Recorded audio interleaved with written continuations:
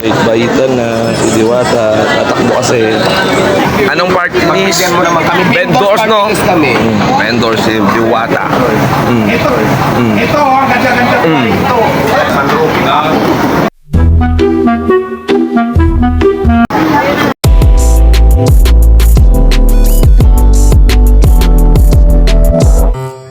Napadaan nga tayo kanina sa Pasay at nadaanan natin itong sikat dati at nagte-trending na Diwata Pares. Kaya tikman nga natin kung ano talaga ang lasa ng Diwata Pares. First time natin to. Simula nang sumikat to, hindi pa tayo nakakatikim ng Diwata Pares. So tara, tikman natin ngayon siya.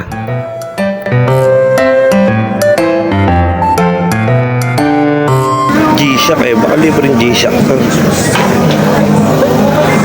Kaya tayo. Soft drinks kay Diwata. Soft drinks. Sige na Pepsi. Ano na lang, Pepsi. Yun. Siyempre, yung G-Shock pala para sa soft drinks.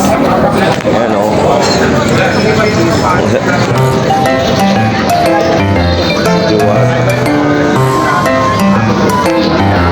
Diwata. Shout out daw.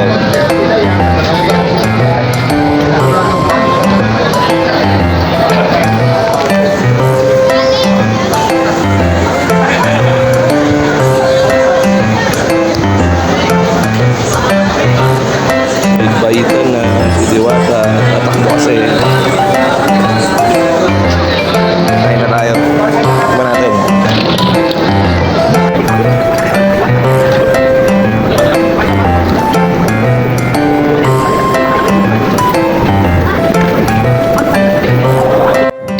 Tikman nga natin kung masarap na talaga ang Diwata Pares.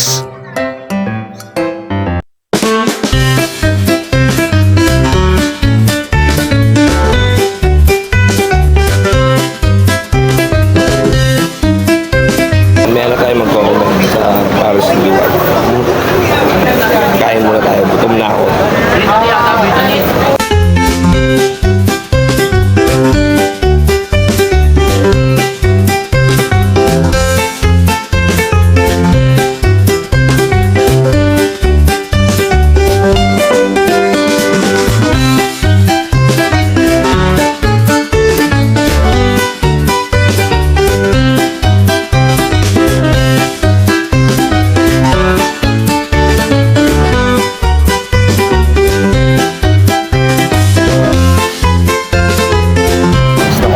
Diwata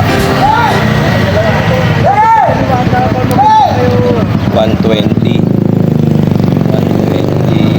Andy rice, Andy sabaw, 3 soft drinks, 7 out of 10.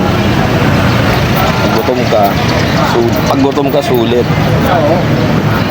Pag hindi ka gutom, lugi. Hindi pa nasarapan. Pero business pa rin yan, Diwata. At pinopromote lagi yung vendors, party list.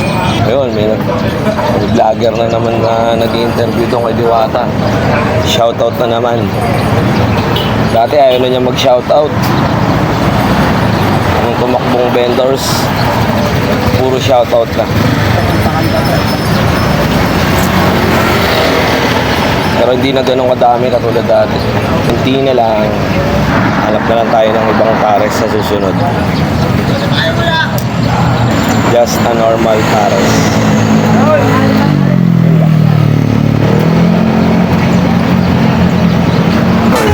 Ito, ganda-ganda pa ito.